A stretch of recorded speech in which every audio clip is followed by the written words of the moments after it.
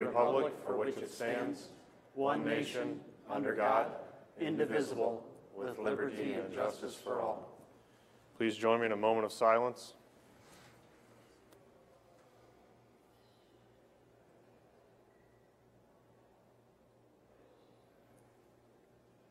Thank you very much. Please be seated. Remember to silence your cell phones if you have them with you, and welcome to tonight's meeting. First item 2 on the agenda is citizen concerns. Yes. Mr. Chair, if I may. Yes, you may. Thank you very much. All board members have in receipt a letter from our Sheriff Dave Drew, and I just wanted to share this concern.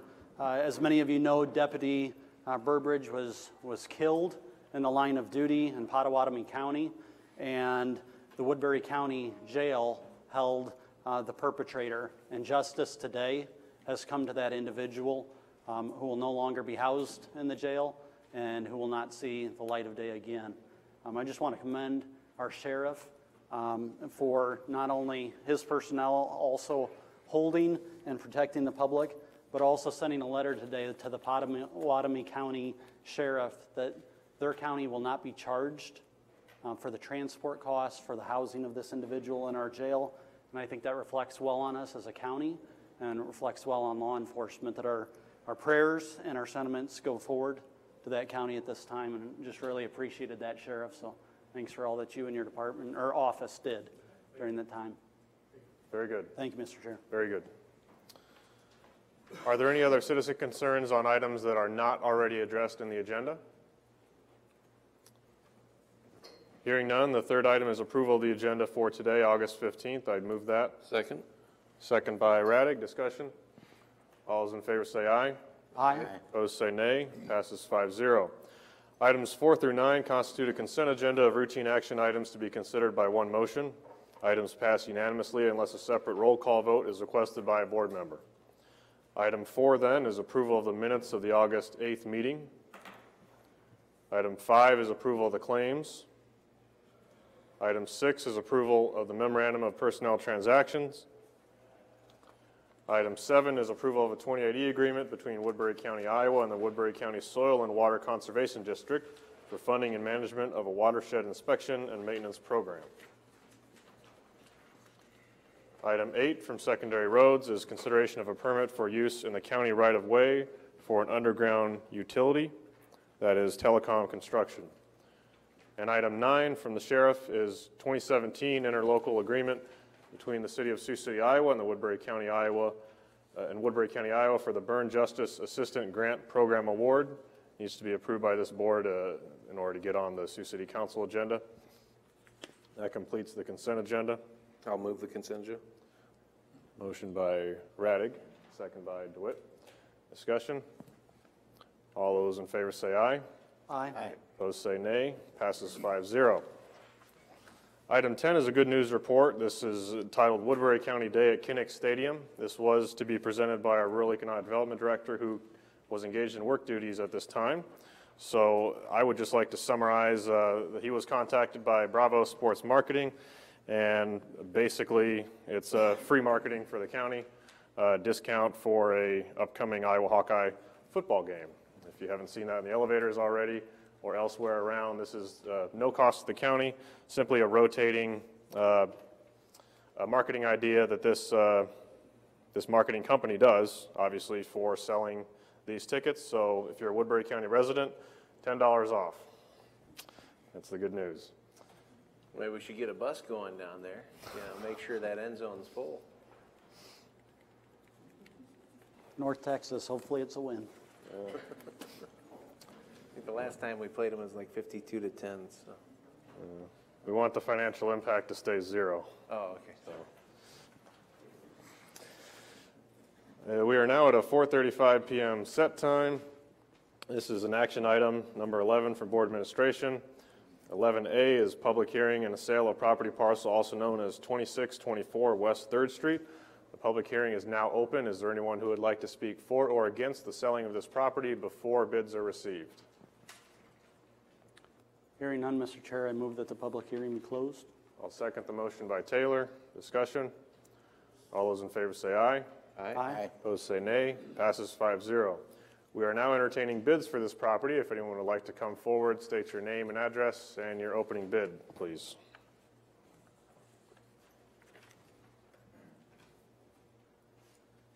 Yeah. My name is George Larson. I live at 314 South Prescott. And I'll bid whatever, 288 or whatever it is. Minimum bid is $238 plus recording fees. I'll bid that. There's a bid for $238. Is there anyone else who'd like to bid on this property? Going once? I kind of like that 288 he said first. No. Honesty is the best policy. All right. Hearing none, Mr. Chair, I move that the property be sold to Mr. Larson for $238 plus recording fees. Motion by Taylor, second by Potabom. Sell the property. Discussion? All those in favor say aye. Aye. Opposed say nay. Passes 5-0. Thank you, sir. We are now at a 4:37 p.m. set time. Item 11B. This is public hearing and sale of property parcel also known as 1114 West 14th Street. Before we receive bids, is there anyone who would like to speak for or against the sale of this property? Hearing none, I'd move the public hearing be closed. Second. Second by Radig. Discussion. All those in favor say aye. Aye. Opposed say nay. Passes 5-0. We are now receiving bids for this property. If anyone would like to come forward and state their opening bid.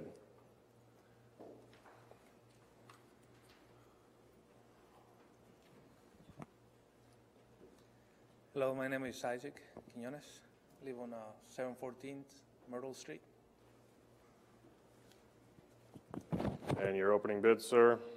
I believe it's 100 plus fees. No, it's 129 plus recording fees. Yeah. Is that your opening bid? Very good.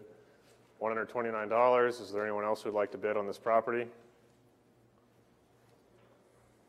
Going once. Going twice. Move to sell the property for $129 plus recording fees to Isaac Quinones. Quinones. Second by DeWitt. Discussion. Got that for the price of groceries last night. He means you got a good deal. Thank you. All those in favor say aye. Aye. Those say nay. Passes 5-0. We are now on to item 12. This is from constituent Ann Hardy, and obviously others with us today. This is for information. The title of this item is Concerns with Hog Nurseries and Confinements in Rural Areas. I understand there's many people here with something to say. If you would like to designate certain representatives to get this meeting flowing, we'd appreciate that, but it is your right to speak. If you'd like to come up, could I ask for Mrs. Hardy to come up and introduce the item? We have received in our packets your summary. We appreciate that, and so the floor is yours. Thank you. I'm Ann Mitchner Hardy, and my husband Jay and I live southeast of Sioux City on a farm I grew up on with our 2 children. And many of the people joining me here today are our neighbors.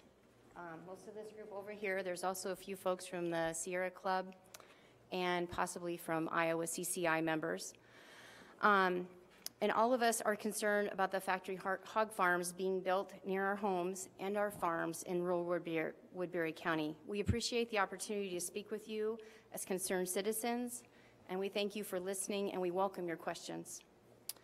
As concerned citizens, we have been, one of these petitions is specifically from the neighbors within a mile to a mile and a half radius of 2 hog nurseries, which are being put on Jasper Avenue between 250th and 230th streets in Grant Township, as well as on 210th Street between Knox and Kossuth and Wolf Creek. And then Dwayne Reeder from Lawton, he also has a hog confinement going in near him in Banner Township. He also collected signatures as well. And I also have an open letter from another person who was unable to attend.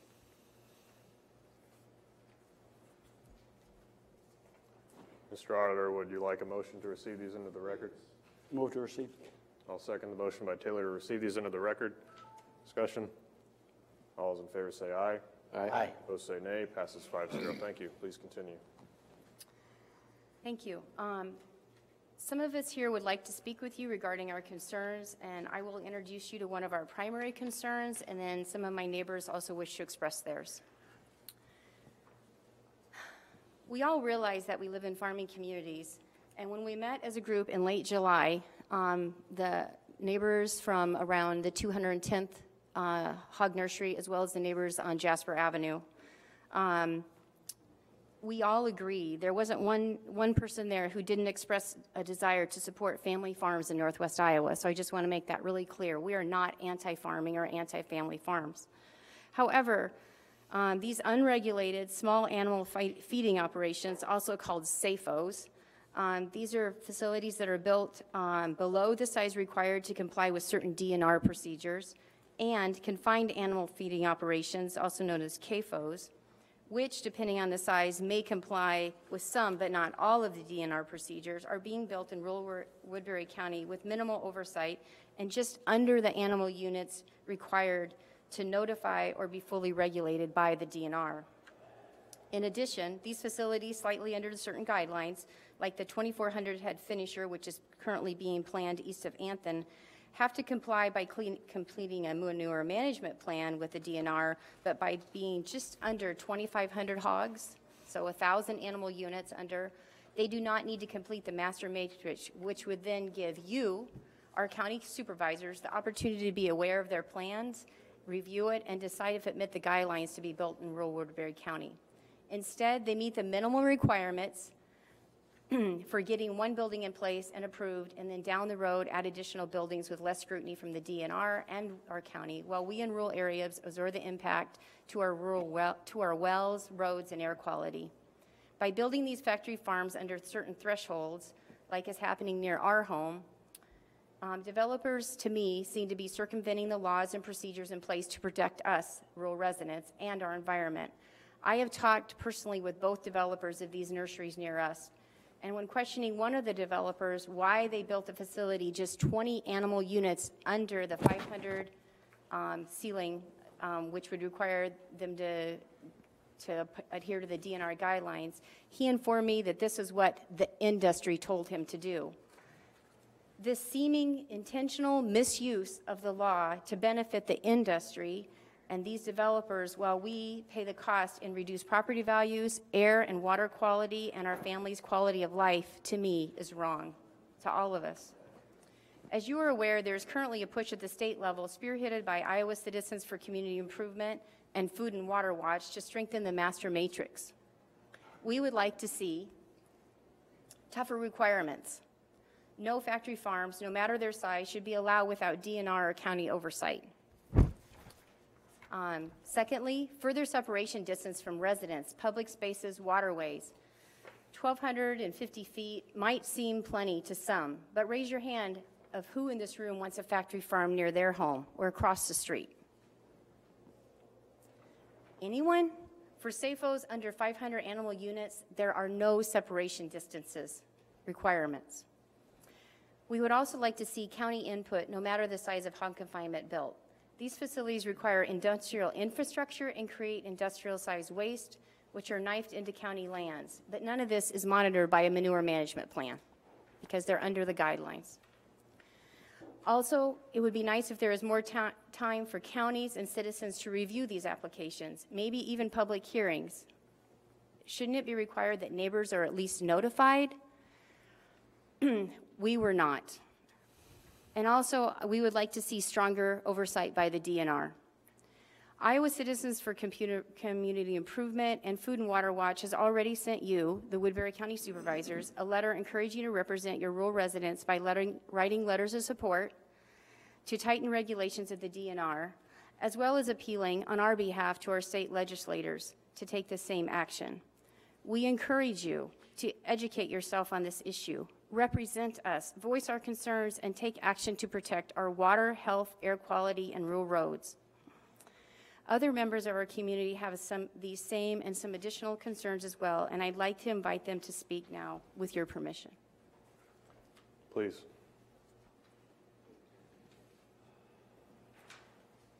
Hi, my name is Larry Philippi. My wife Stephanie and I live down by Anthony, Iowa. We're 4 miles west. We have a hog confinement being built. It's a nursery within a half mile, 2,500 feet of our home. Our home currently is valued around $500,000. I don't know what's going to do to the value. I don't know if anybody's even going to want to buy it after this. But I have an article here I pulled from the Des Moines Register. I'd just like to just touch on a couple of things just to give you guys, ladies, some information here. It says, and this is dated July 18, 2017. The title of it is, Iowans Want Stronger Rules for More Local Control Over Animal Confinements.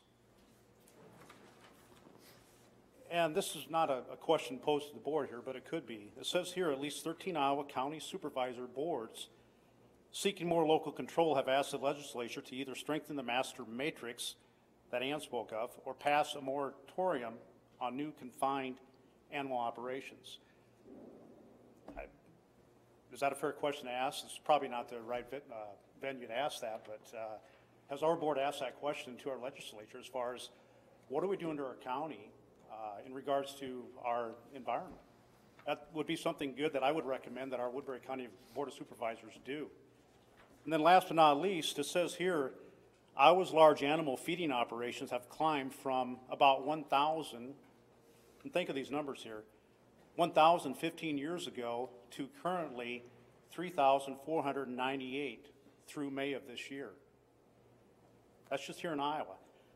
Of that 3,498 large feeding operations, this does not include an additional 5,000 facilities that the state has identified. This is what the DNR doesn't know for sure. It's kind of fuzzy math to them, that are not registered.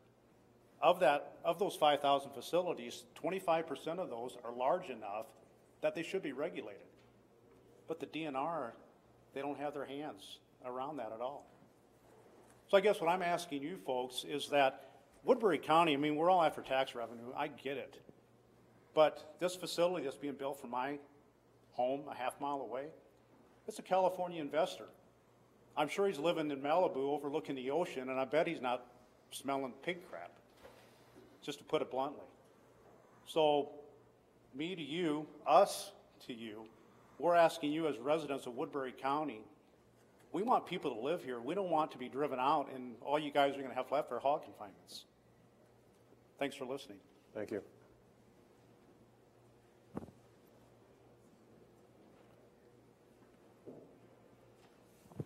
Hi there. Stephanie Salmonis, the better half to him. No, just a joke. Again, just concerns. I'm moved to the country for peace, for sense of community, and the sense of community involves trust. We got no notice that this hog confinement was coming within a half mile of our house. 1/2 mile. We can see it, and I'm certain that we will smell it soon. It is not a family farm. We are fully supportive of family farms. It is not a family farm. It's a corporation. We've got to remember that when we're letting these investors come into Iowa. That's not how Iowa was built. That's not how Iowa will stay the type of Midwestern community it is. We don't want to hack up the countryside to be hog confinements. There's going to be a finishing facility, we're told as well, a half mile east of Anthony. There's no regulations now that we have the nursery a half mile away that the finishing facility couldn't also go right on our road. The truck traffic, we pay to have our road with SAP put down on it. What's going to take care of that when we have trucks coming by our house often for the hogs leaving? Our way of life just changed. And if I could just please beg you guys to represent the country as well as the city. I know some of you live in the country and wouldn't like a hog confinement going within a half mile of your house either. This is something we're going to face. I also work down in the airport area, and that is going to change as well. Our life has changed with everything going on with the pork plant that we have. So please help us. We implore to listen to this and try and strengthen the regulations, at least notification that this is happening to us. And I think that's what we as a group are looking for, that there's communication and that there is some regulation so that these people cannot keep just putting facilities in next to residential areas. Thank you. Thank you. Is there anyone else before we? My name's Kim Alexander. I'm from Smithland. I'm not a neighbor, not a close neighbor to these folks, but I have a hog factory about 3/4 of a mile away from my farm. And when the wind is from the east, the air is quite pungent. What we're running up against here, gentlemen and madam, is an increasingly divergent course between the two factors in rural life. On the one hand, you have the highly industrialized absentee ownership represented by hog confinements and their owners that don't live where the confinement's at. And on the other hand, you have small-scale owner-resident agriculture as opposed to agribusiness. This battle and this divergence did not start yesterday, and it's not going to go away tomorrow. This is something that you all are going to have to deal with. And so, I realize that, the big seaboard hog factory kill plant and all these nurseries and confinements that it needs to feed it, it makes splashy news and lots of economic chest thumping for whoever brings them into the area. But as far as quality of life and increase in taxes for y'all to run your end of things, it just really does not do a whole lot.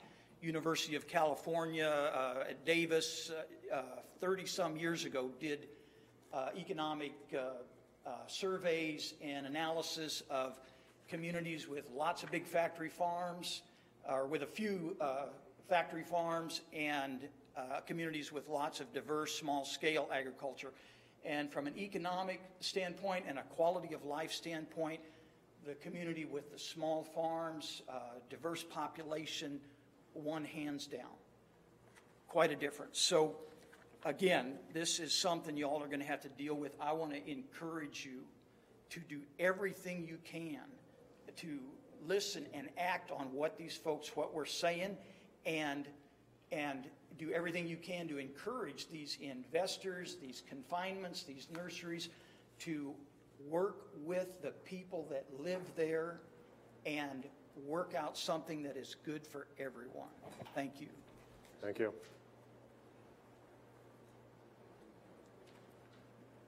Could I ask our staff, I assume this isn't a new issue. How has the climate changed in regards to the legal landscape from the state? Has feedback like this been given from a county office? John Palolo, Director of Planning and Zoning, Woodbury County. My peer group periodically discusses the impact of the ag exemption upon factory farm operations, either in the hog industry or otherwise. And it's one of the things that is probably on the top of our list if we had the magic wand that we could wave to see some at least state, if not local, regulations that apply to these smaller animal feeding operations, we would do so. That being said, we recognize the power of this industry and the mechanisms that would have to be put in place to get significant and substantial change to alleviate some of the concerns you've heard here today. I won't be shy about telling you it would be a tremendously uphill battle, a long-term battle, a passionate battle, and probably on the short term without significant progress. But it does take efforts like this from a grassroots level that may impact even future elections on representatives at the state level that will recognize the ag exemption that was passed decades ago and applied to other than factory farms, a small operator who maintained a livelihood off of 80 or 120 acres and raised maybe at best a couple hundred hogs. That's what this ag exemption was designed for, to protect, to not overregulate. And we have a significantly different playing field now. So at the very least, the issue should be revisited at state level, thoroughly discussed. I think inroads have been made in certain areas. We here in Woodbury County have been, depending on what side of the issue you fall on, have been relatively lucky, I guess is the word if you want to represent this people's side, in that those CAFOs that we have had in the past have been positioned in locations that haven't had high profiles. The only exceptions we've had to significant public outcry have been related to our dairy operations, which are down in the Luton area. And both of those were required to go through the matrix scoring process, of which your board participates in through this department. We score that along with the DNR. Those facilities had some concerns, but that process was somewhat different. There were public hearings that were held in regard to the permitting of that facility, and it's held to a significantly higher engineering standard, including manure management plans. Those facilities, because of their size and the nature of the animals, dairy cows, which are significantly larger number animal units, into the thousands typically, can have impacts beyond what these can have. From a personal standpoint, obviously John Palello feels there should be some regulation, but we have to enforce the ordinances as they stand now, and the state law as it stands now.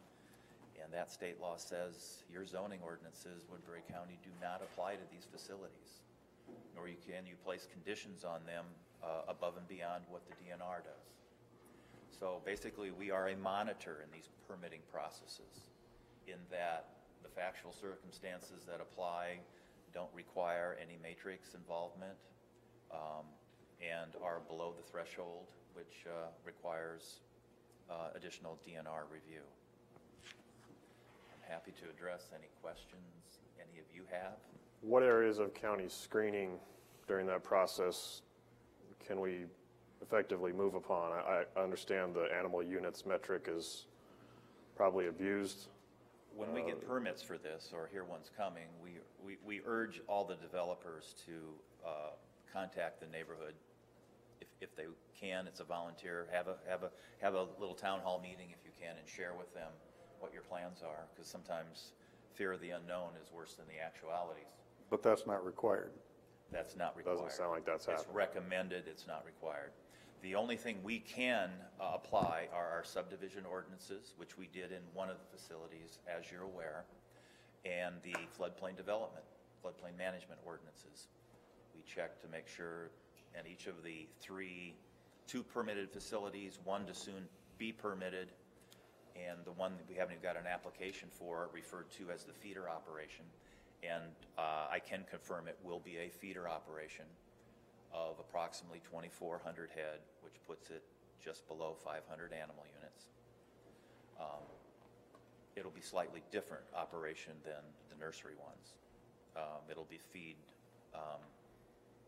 nursery pigs from 55, 60 pounds to slaughter weight, and for transportation to the facility which holds the contract. Other than that, we try to work with the DNR, just monitor that what setback ordinances or setback requirements they have are being adhered to within the permitting process. Very little more than that we can do. Other departments in Woodbury County will have involvement. Secondary roads would permit the driveway location. Siouxland District Health would permit well and septic installations. State Fire Marshal, through cooperation of our permit process, would make sure that an electrical permit exists for the facility. Other than that, there's no other local involvement.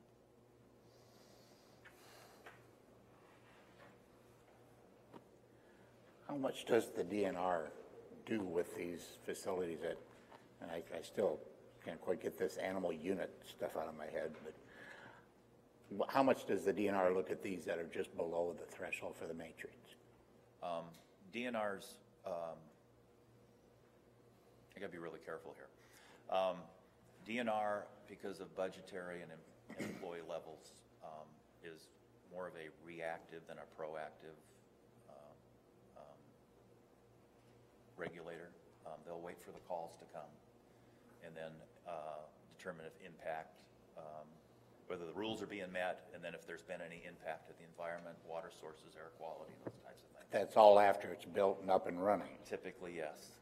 Yes. John, Ms. Hardy would like to speak unless you.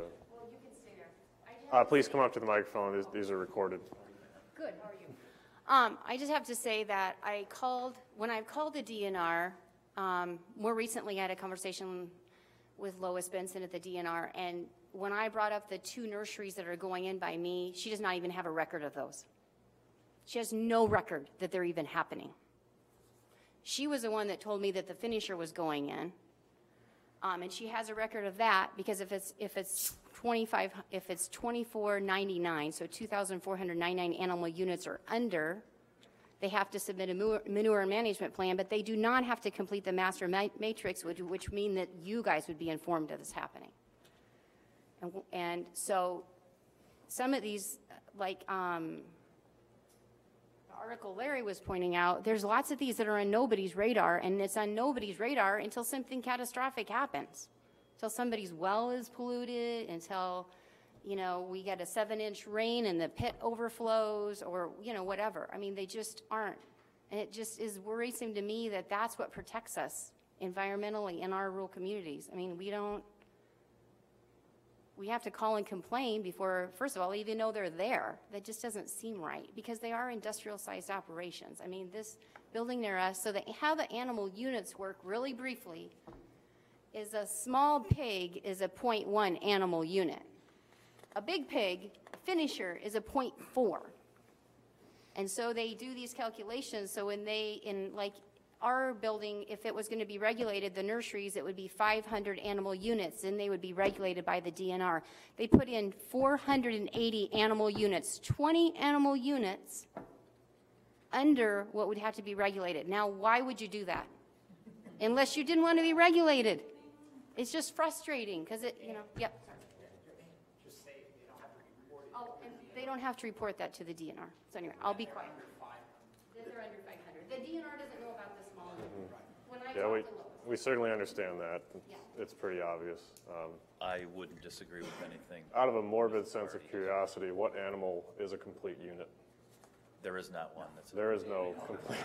Dairy. The dairy cow. What'd you say? Cow's 1.4? Yeah, like 1.8 or. Yeah, dairy, and dependent upon the breed can vary also. It's 1.4 for all the dairy cows we have in Woodbury County, and you've heard the feeder versus, and there are more. You can get into turkeys, chickens, you name it. No thanks. They all have Mr. Taylor? I think Mr. DeWitt was. Okay, Mr. DeWitt. Just as a rhetorical question for all those here, what is the largest animal feeding operation you would allow next to you or within a half a mile of you? I mean, is there any small enough number of pig operations that, I mean, I'm not trying to be harsh, I'm just asking. Let me pose the question back to you, sir. Up here. I know you just built a brand new house out east of Sioux City, and you're this side of Lawton. Do you want to tell them the address too, Larry? No, but I mean, so a question back at you, very politely. And I mean, have what, said. What would you consider? I have said, while I don't want one next to me, there isn't any regulation that we can. No, there's not. The most we can do is ask the state to do something different, and personally, I think it would carry more weight. Right, but here's Coming here's from the the crime. citizens. Here's a criminal thing that's occurring right now. By the time we get all this stuff in place, and by the time our legislatures get the laws implemented, these things are going up faster than what John here can okay their permits for, if that's his office that does that. They can build these in 6 weeks if they wanted to. Sir, we have a comment. Would you? I'd like to speak out on this a little bit. I met with the readers on Saturday and the Hardys as well, and tried to get a little more of an education. And if I may, I'd like to pass out some of what. Is that all right? Yeah. Some of what I learned.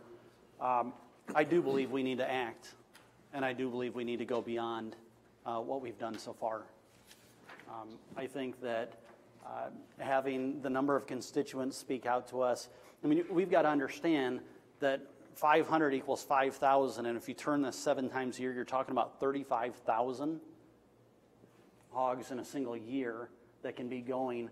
And some of the comments I thought were very poignant. If you have an apple orchard and you have a U-pick once a year, or you have conditional use permits, you get neighborly input on that, and there's a process for doing so. But because there's a circumvention, and I think that's exactly what it sounds like it is. If it quacks like a duck and walks like a duck, well, you know what? 480, many times over, especially if it's by one parent entity, I think is a direct circumvention of what the spirit of the law was, which was for family farming. And so I think we ought to and can do more. I think we need to look at being an advocate for our citizens, not only legislatively, but I think also the transparency of knowing who is behind each one. I think there's a logical assumption, but we need to work in advocacy to bring some pressure to bear. This is not the end. This is only going to be the beginning. And I think a lot of what has been said makes a lot of sense on manure management. Also, the concern that hasn't been brought up tonight is an anticipated 15 to 20% mortality rate. What's the plan for each one of these? Because it's not only going to be 3 or 4 in 8 weeks, 10 weeks, it could be 10. And then what are we looking at? And I think we owe it to be greater advocates. And I know that we're constrained right now with what we can do in the law, but I don't think that ends our responsibility for advocacy at the state legislature. And also, we are partners with businesses and to advocate and to have responsible regulation.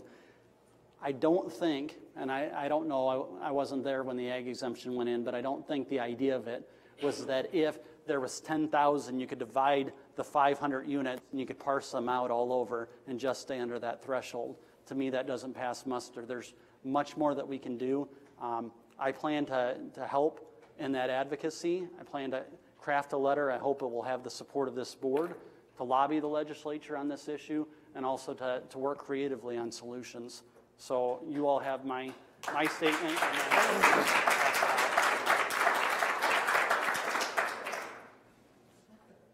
Very good.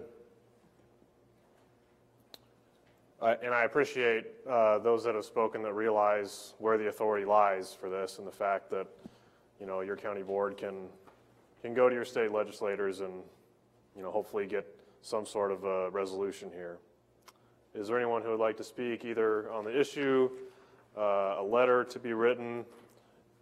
Is everyone on the same page here that is attending on this item? Ma'am, would you like to speak? No? Okay, well, you're welcome to. I just want to second what Jeremy said, and yes, writing the legislature, but I mean, you know, y'all as a board write these folks that are putting these things in and say, this is what we, the Woodbury County Board of Supervisors, feel about what's going on here, and rest assured we're going to do everything we can to make sure that things are done right for our people that live in this area. So thank you for saying that, and I hope y'all can get on board with that.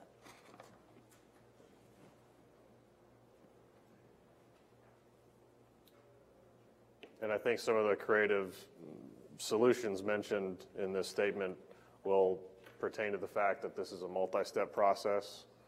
These go through different hoops until it's actually, you know, there are however many animal units actually operating. So, anyone else would like to speak? Yes, you may. Yeah. You're not forced to have a certain opinion here. My name is Deb Harpana, and I live in Salt Lake, Iowa. My husband and I actually, our living is swine. And we have 3 of these units.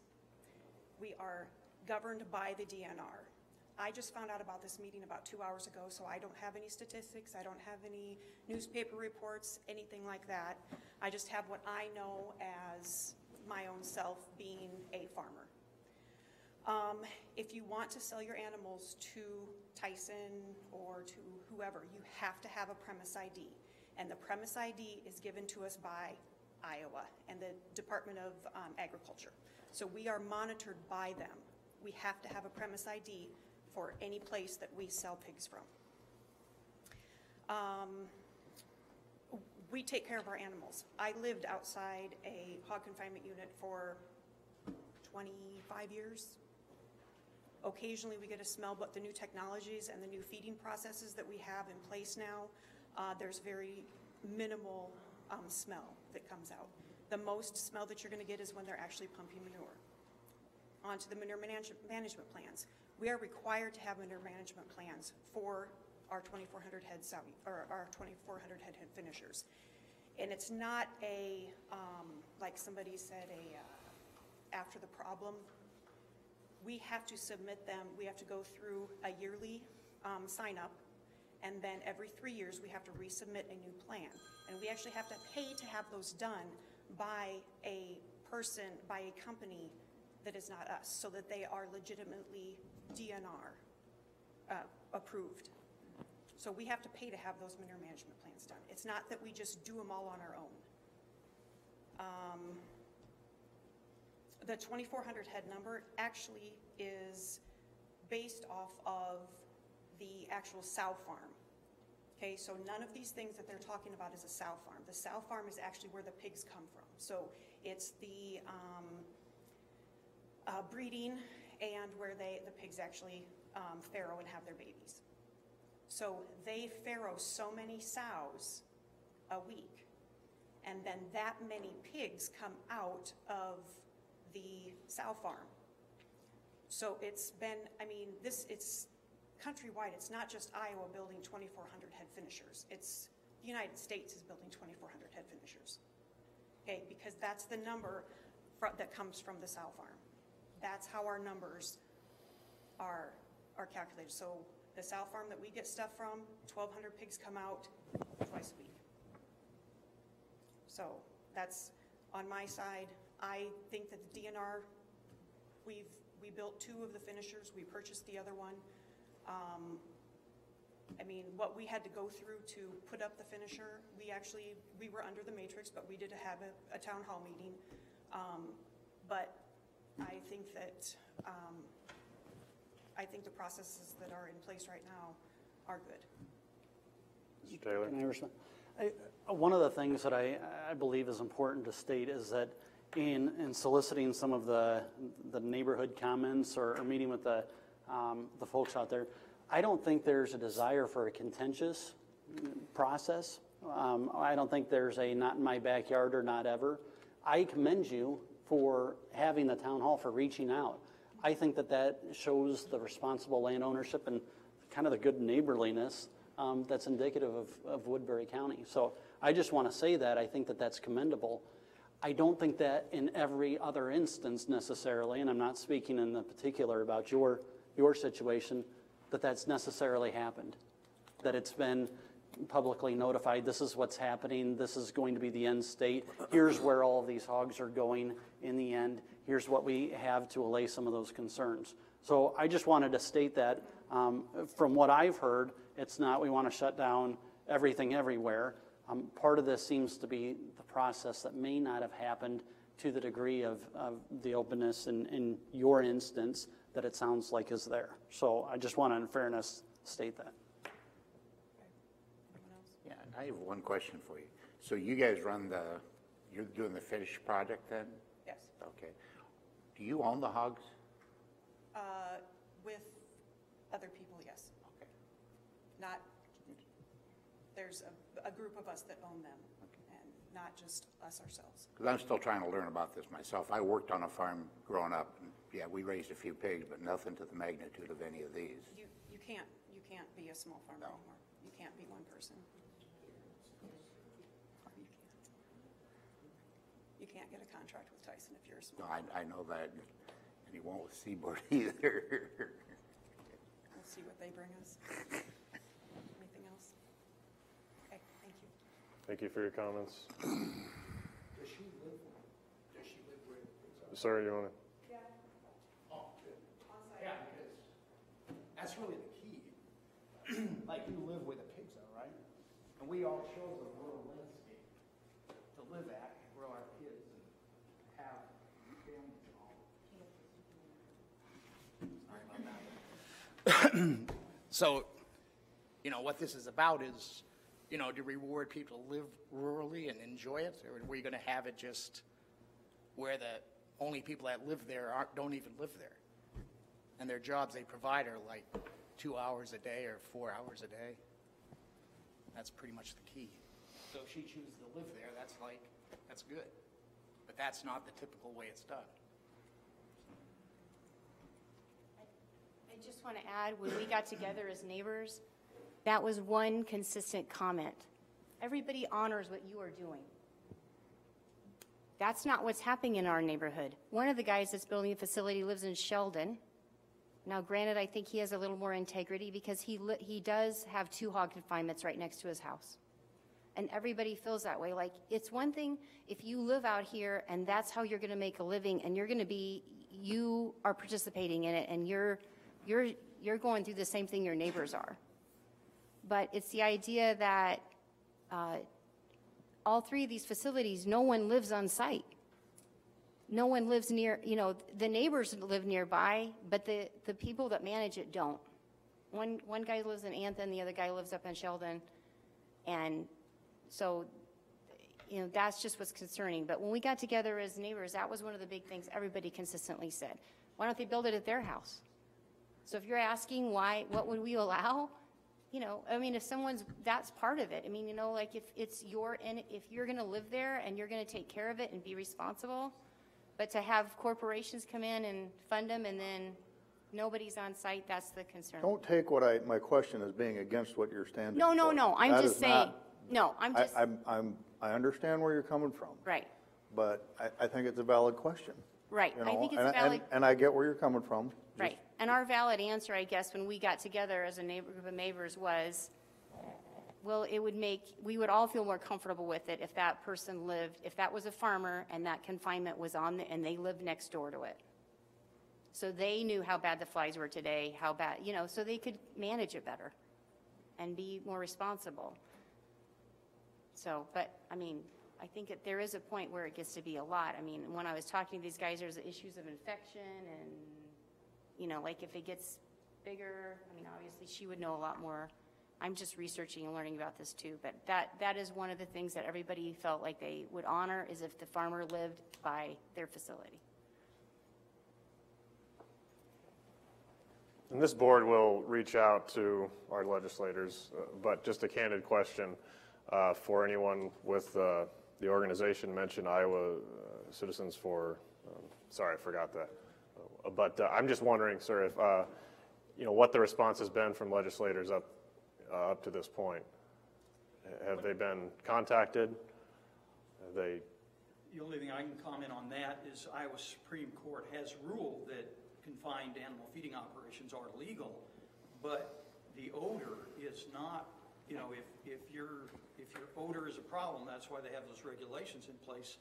If that's a problem, it's considered a taking, and you are, as a confined animal feeding operation, can have to pay for that liability. So I do know the Iowa Supreme Court has ruled on that. I just wanted to take one exception with the gentlelady's statement about that you cannot make a living on a small farm with small number of hogs.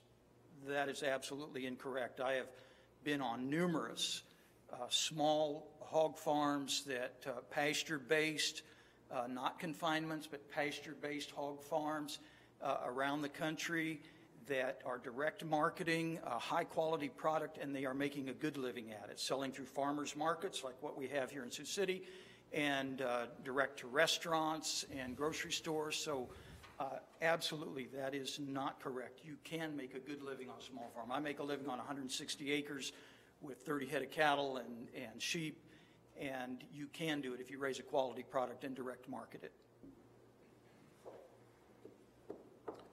Any comments from the board before we move on? Mr. Potteball? Well, I was glad to hear Jeremy say he's looking at funding a letter. My problem is that we have no say in the matter. That's the part that bothers me the most. That, they're building them in Woodbury County, and yet there's nothing we can say or do about it. I'm not saying I'm for or against them. And granted, I live in Sioux City, so I don't have one going up next to me. But I think as a Board of Supervisors, we should ask our legislators, when they believe in home rule and letting us take care of Woodbury County, that we should have a say. There should be some type of a system, and, we've got some quality staff, and I think we would do a good enough job that for them to just fall underneath it so that we don't have a say kind of bothers me. I think we should have a say, and I would love to see us. I know you said it would be better coming from the grassroots, the citizens. I think the legislators would feel better hearing it from the Board of Supervisors. That, hey, we want to have, and I think that would give us, there are citizens here in Woodbury County, and I think that's what we need to do.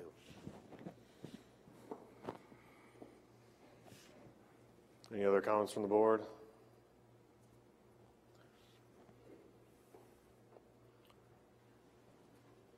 Or the audience? Randy Riediger, Hinton, Iowa. I've been up here quite a bit because you gentlemen approved a subdivision for me. I went about it the hard way.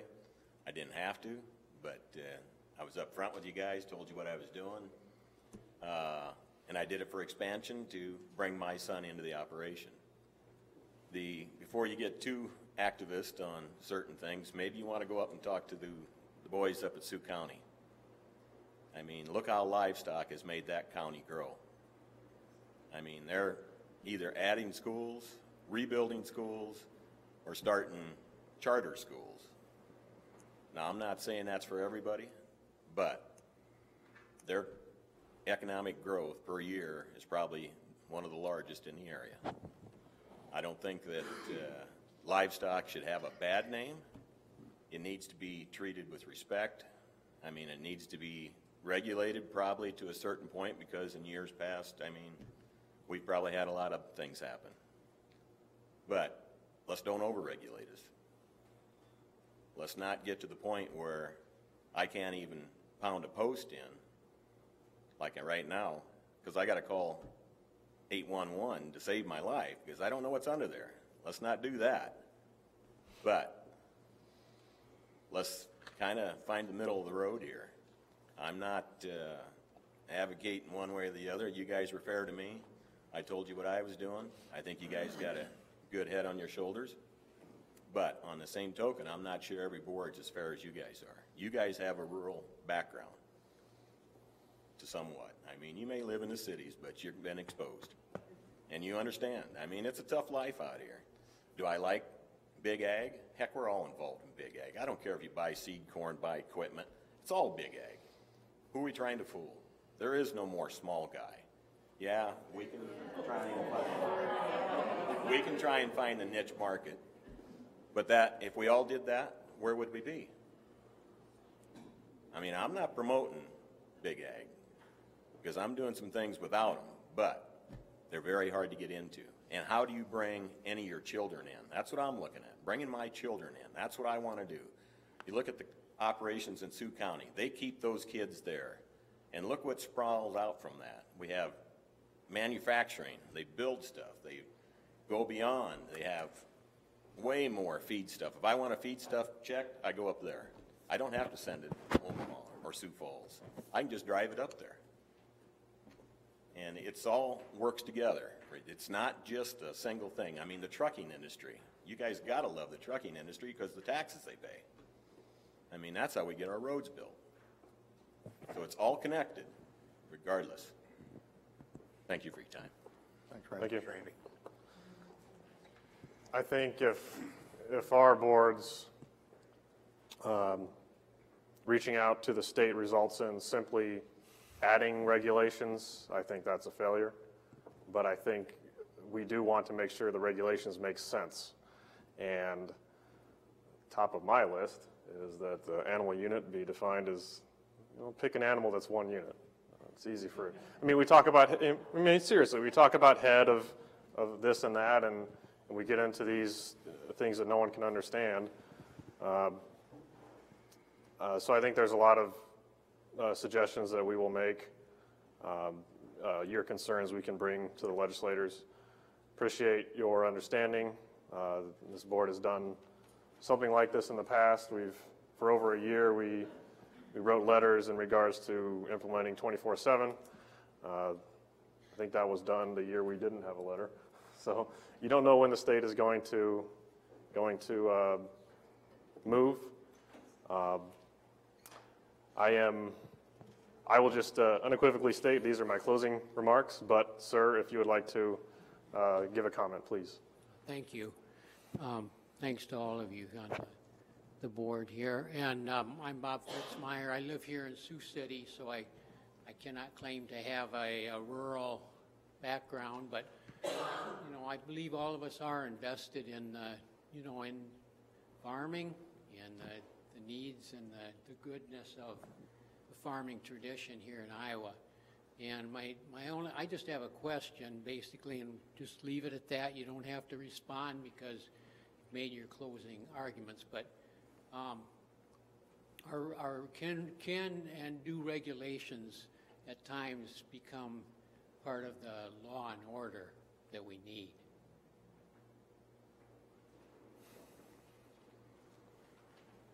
Thank you.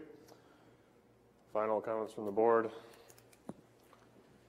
Mr. Taylor. I just want to commend everybody in here, and that's one of the nice things of living in Iowa is that you can have a discussion on both sides of the aisle, and people can present with a lot of decorum, a lot of class, and in a community like that, I just think it speaks well of everyone. So whatever side you were presenting on or whatever your background, I appreciate that very much. I'd echo that. Thank you for coming and sharing your concerns with us. We'll move on to item 13. This is an action item from Juvenile Detention Director Mark Olson. This is a discussion approval of a detention contract with Thurston County. I have Mark Olson, Juvenile Detention. I had forwarded a copy. You can hang on a minute. I forwarded a copy to you gentlemen about a contract that I recently received from Thurston County. They contacted me last March by the Sheriff's Department requesting permission or a request to join us to hold their kids temporarily in our detention center. I contacted Supervisor Taylor. He gave me permission to move forward with it. I contacted Abigail Sills with our current contract in Dakota County. What she did was tweak that and made it just for Thurston County with a charge of $150 per day. The contract today would be for you to approve it with the chairman's signature, at which point then I would forward that back to Thurston County to start moving forward with it. Say, Mark? Yes. Each kid counts as a unit, right? Yes. Yes, I one full make kid. sure. I didn't want to start deciding on the size of the juvenile. Usually those comments come to your left, but I know. all right, I'll give you one. When I read this today, that's what I was thinking. Highly commendable comment. I apologize. No, you're good. I'd move it. Second. Motion by Taylor, second by Radig. Discussion. All those in favor say aye. Aye. Those say nay. Passes 5-0. Thank you. Thanks, Mark. Thank you. We'll now adjourn the Board of Supervisors meeting and convene the Wolf Creek Drainage District Trustee meeting. Item 14 for action is approval of the minutes of the August 8th meeting.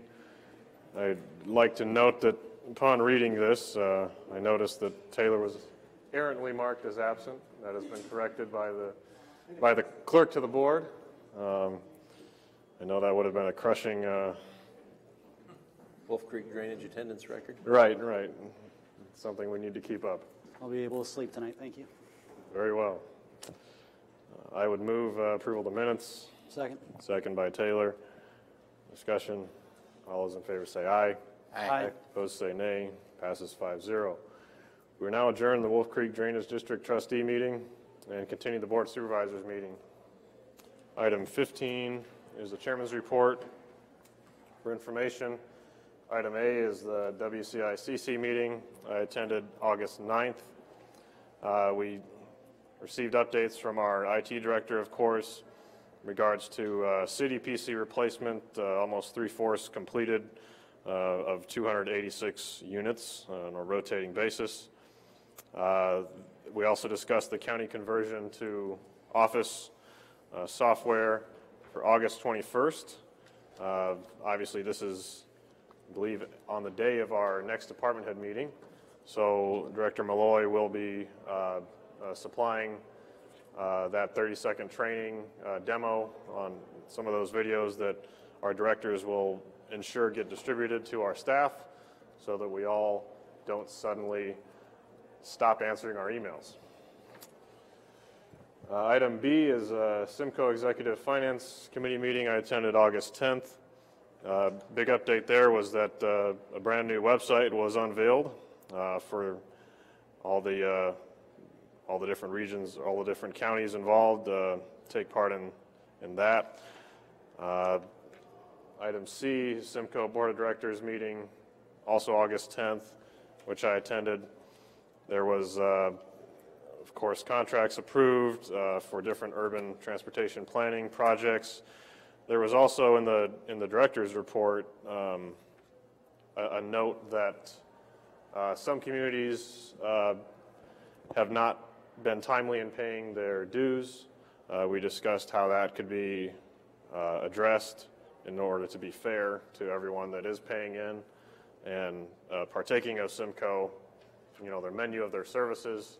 And on that note, there was the observation that in regards to comprehensive planning, there's been not necessarily a contentious observation, but simply an observation that Simmering Quarry that the county has funded is, at least for the foreseeable year, undercut some of that, some of those prices, which of course from a county perspective is a good thing, but from a Simcoe perspective may result, it's just something they're dealing with, that they provide that service as well, and so they seek to let the county, let our communities know that once the comprehensive plans are complete, that they do have services they can offer that Woodbury County does, in effect pay dues for.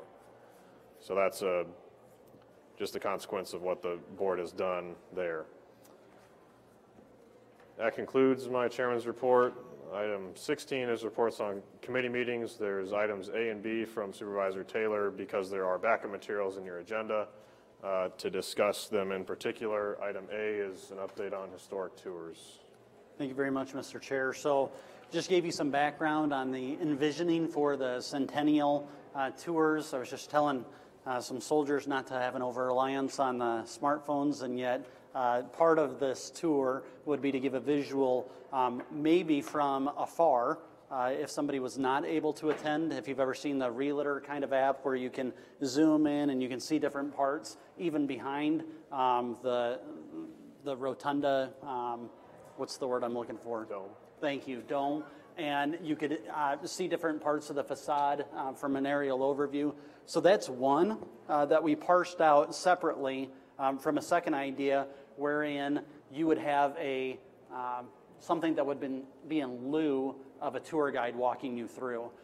There are a couple of different technologies. One is beacon, so that when you were coming up to a certain spot, that would trigger some either audio that would be telling you, or an actor that would be reenacting Levi Woodbury, or whatever it is. So we think that it's very exciting, and it's something that could last beyond the 5 days to celebrate that as well. I gave you on the second page kind of a content and timeline of the tour. We were looking at about 30 minutes, 12 stations, so roughly 2 to 2.5 minutes per. But the one thing that we really came to is we don't want people doing this in the courthouse, right? That's sort of self-defeating. We want it to be something where it's guided, and yet you have that audio explaining to you the terracotta and the light globes and the process. Also, we want this to dovetail with high-quality museum-like expeditions and displays. So we have Matt Anderson from the museum. So for example, you might be seeing a picture of Iannelli and the background of his life, and then the audio discussing and describing what you see in front of you. So I won't belabor this because I know you have it all typed out in front of you, but you can see some of the suggestions that I have as far as 12 different stations, so to speak, including the facades, the terracotta, the restoration work, the courts, and so on. Jim Jung and I are going to meet on August 22nd. We'll help set the agenda for an August 29th historic committee meeting, and we'll share some of the good work that IT has done.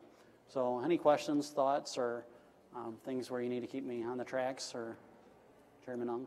Well, I think the measure of success will, of course, be can this be used beyond the 5 days of the celebration? Hopefully it's also part of larger updating of our brochures and different informational things. We have a lot of old products stored in the old jail that may be outdated, might need a facelift.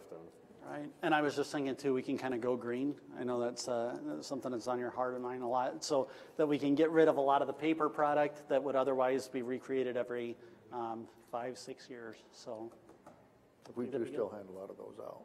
Yes, we do. But they can be phased out now and not replaced, maybe.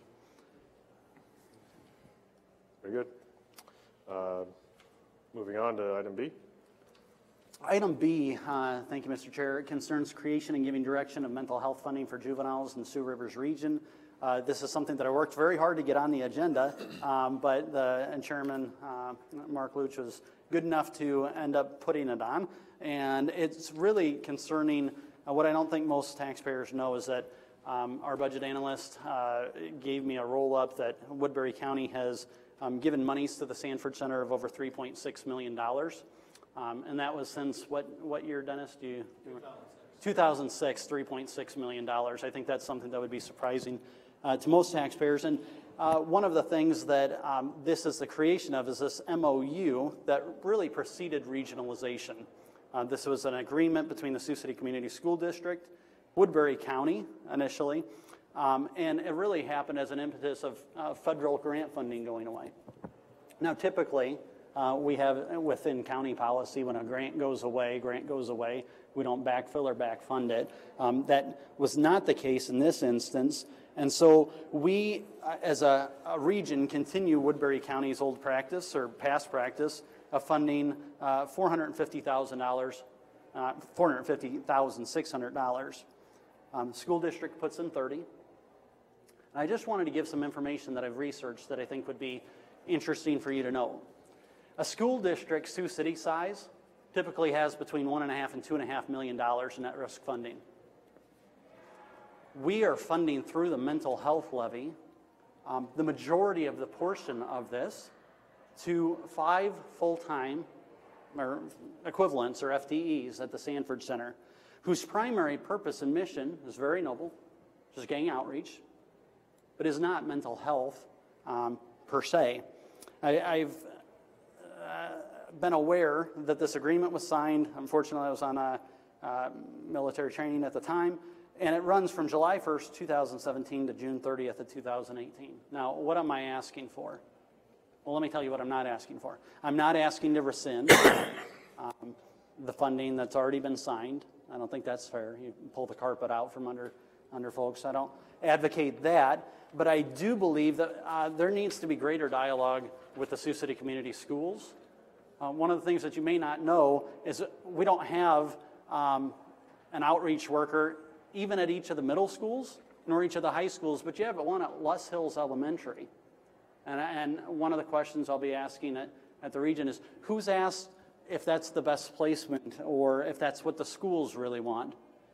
Are we really providing the appropriate use of mental health dollars when they're funding this? I think it's dubious. I've heard people say, well, they're a referral source, and other times they say, well, no, they actually help to deliver some of these mental health services. I think that needs to be greatly clarified. And then I think let's be frank. The county attorney halted funding to the Sanford Center previously when it was given when then Supervisor George Boykin was on the Board of Supervisors. Why? Because there was no RFP. He said, if you're going to do this, you need to have an RFP go out. And he halted funding and said it could no longer happen. I don't see how this is dissimilar. There has been no RFP in this particular instance. And so what I'm going to be asking the Sioux Rivers Region Board to consider is very simple. In the next 2, 3, 4 months, can the Sioux City Community School District have among itself some conversations with its leadership, study this out a little bit, and come back with a recommendation of what they would like to see, and help to interface with a couple of us, and I'm suggesting Don Cass from Plymouth County and myself, interface with the school district and see if we can't come up with the creation of an RFP. Now, the Sanford Center could certainly win that, and nothing would be otherwise prohibitive of them doing so. But I just look at the delivery model that we have right now, and I think it casts some doubts in my mind. I wonder if having 3 individuals on 3 different sides of town, East Middle, East High, North Middle, North High, West Middle, West High, wouldn't make some more sense. And is this the entity that is best qualified to either help deliver mental health services or to help refer? Those are some of the questions I've asked and raised, and I just want you all to have that information. I don't like to govern in a vacuum or not have you know what I'm thinking or considering, and so there you go. Mr. Raddick, as the other Sioux Rivers representative, you have any thoughts on this? Well, I think as a region, we need to really look over where we're spending our money this next budget cycle. I think we just need more information before we approve a budget, because we need to know what is core plus, what is it that we're doing that's mandatory, what is it that we're doing that's not, and because we're going to have a levy increase on the mental health side next year. And we know about it, we've kind of planned for it, but do we really need to be at the maximum levy at all times with that region? And I think as a governance board, we should have that discussion hopefully before January, February. I'd like to have information now, but that's my opinion. This is the mental health dollars for juveniles, right? Comes through the region? No. There is no, to my knowledge, there's no set-aside differentiation of dollars that are specifically programmatic for juveniles. Well, I'm just kind of curious how much the region spends on mental health dollars region-wide. In total? $5 million a year. Patty, do you want to address that? Do you want to restate your question, Supervisor? Yeah, how much does the region spend on mental health in a year? Please approach the microphone if you'd like to give an answer. Okay.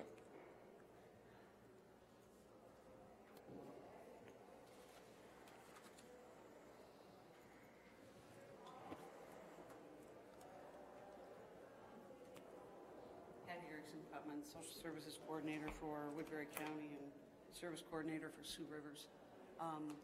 Woodbury County can generate a maximum of $3.5 million a year for mental health services. I believe Sioux County comes in at about 2.1, and Plymouth County is less than $1 million.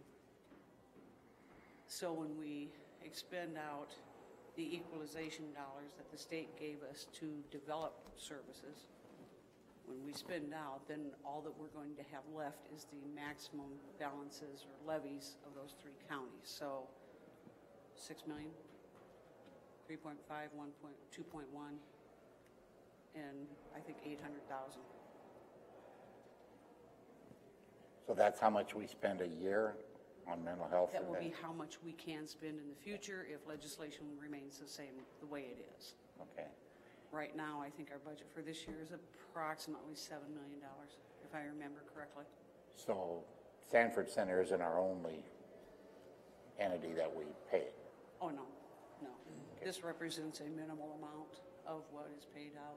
And and I don't know how many different agencies we pay. I'm still learning this region stuff too.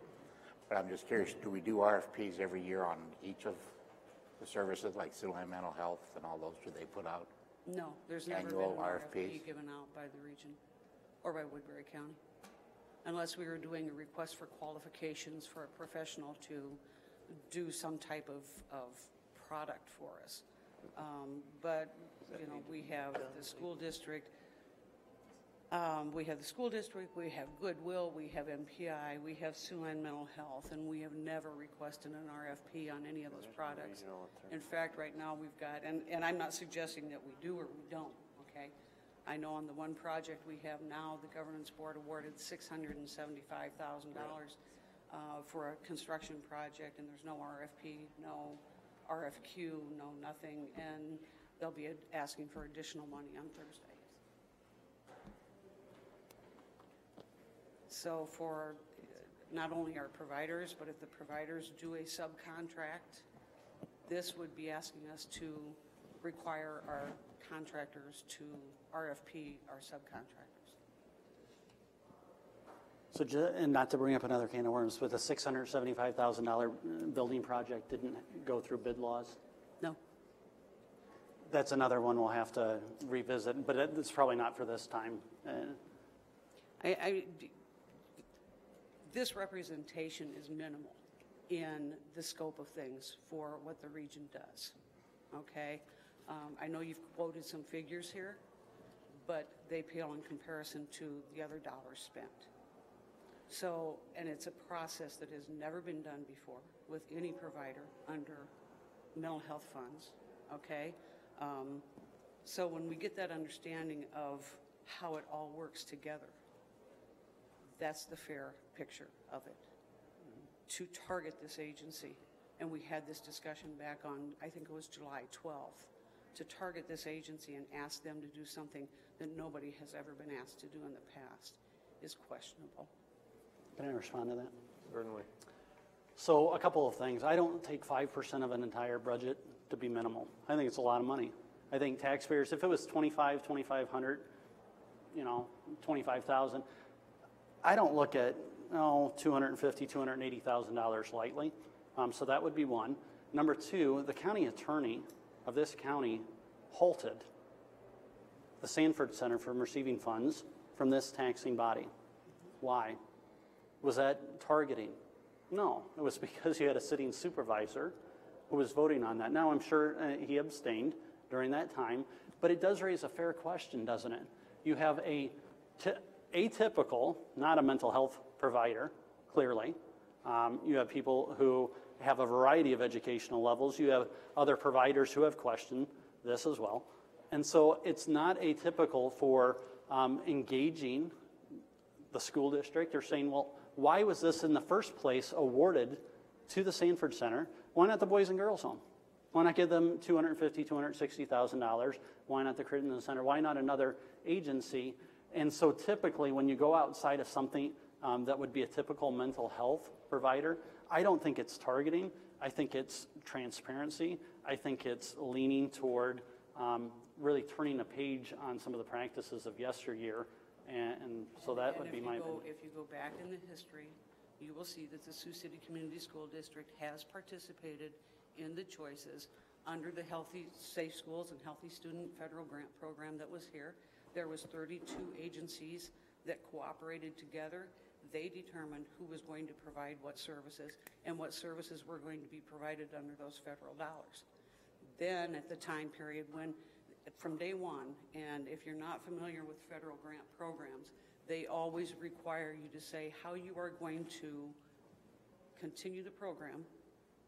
This effort was a fantastic effort for Woodbury County, Sioux City proper. You can't continue to call, we have our mental health court and we have Project Compass. $224,000 a year. That's not RFP'd out. Right, it's mental health. The terms are the terms are synonymous, okay?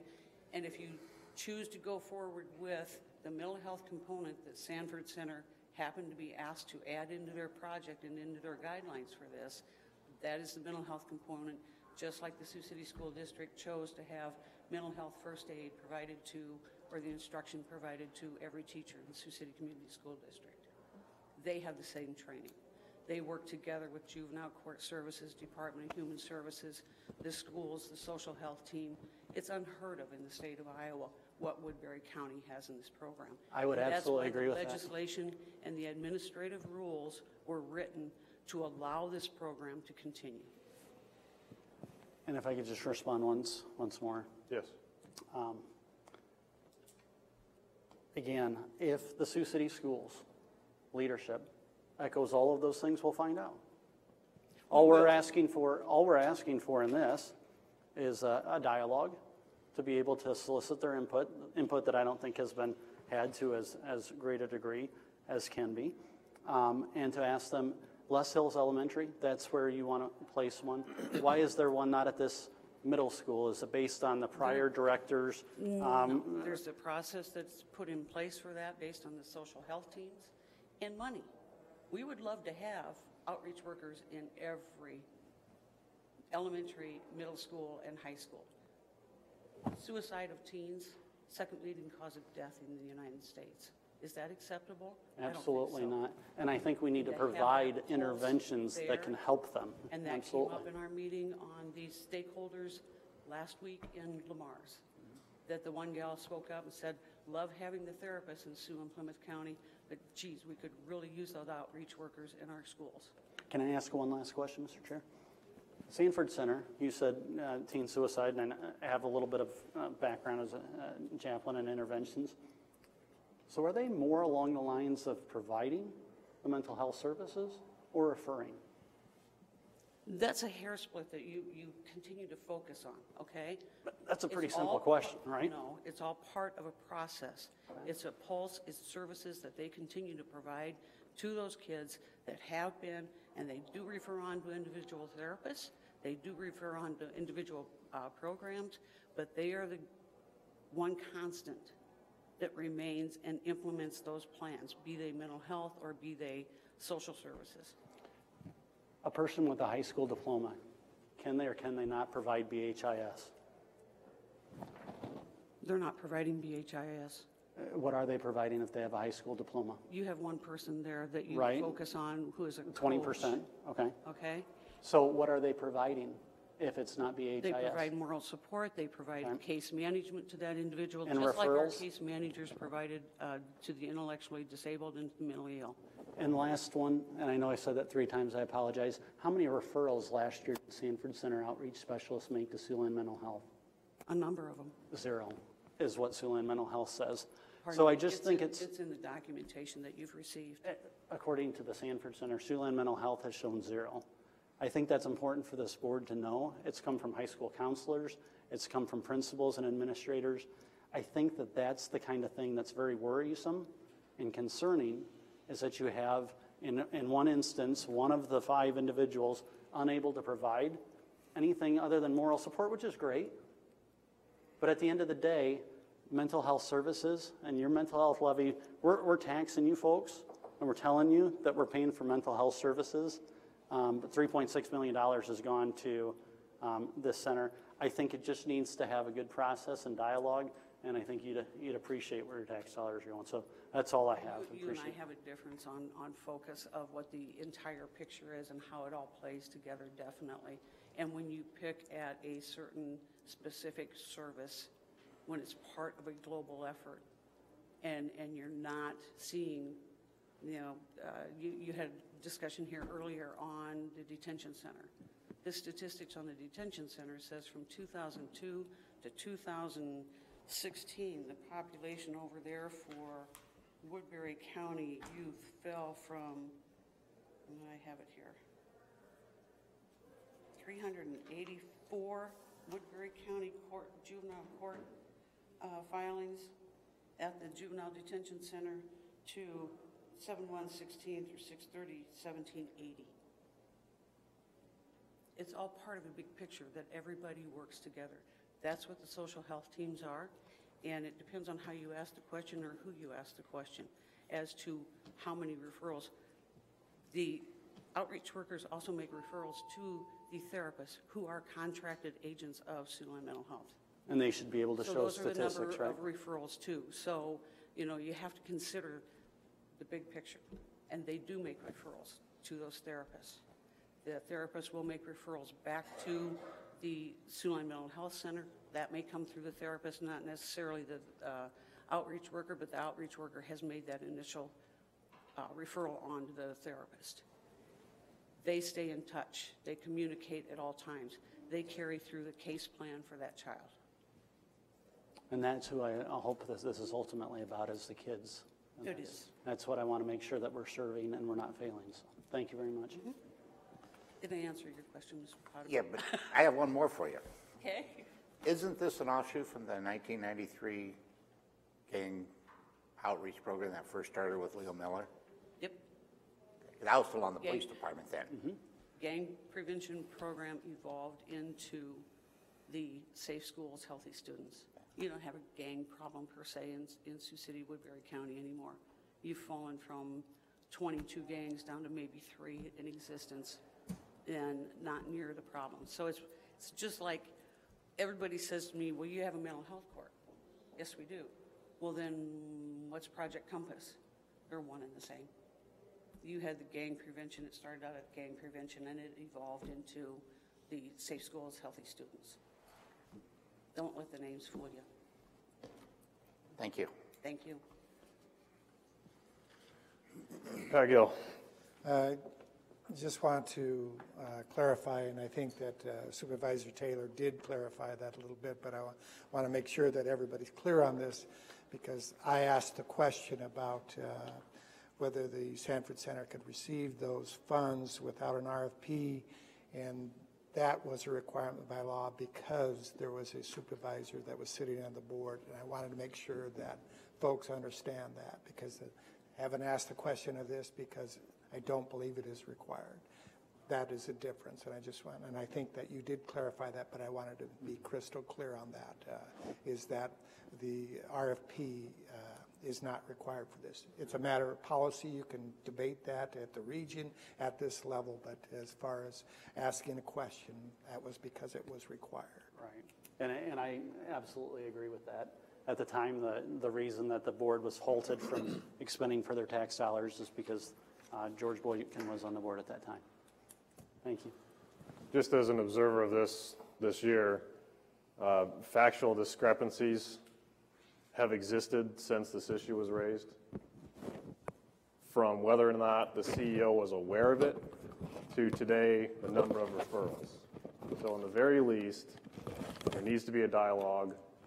I'm sorry that you were having a hard time getting it approved with the region, but I'm glad you did.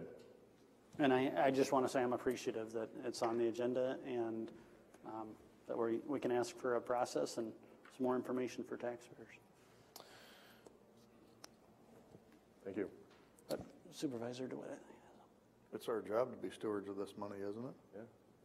Well, then I think the questions are valid. I'm on the vertical learning curve from the board that Supervisors Redding and Taylor sit on too, and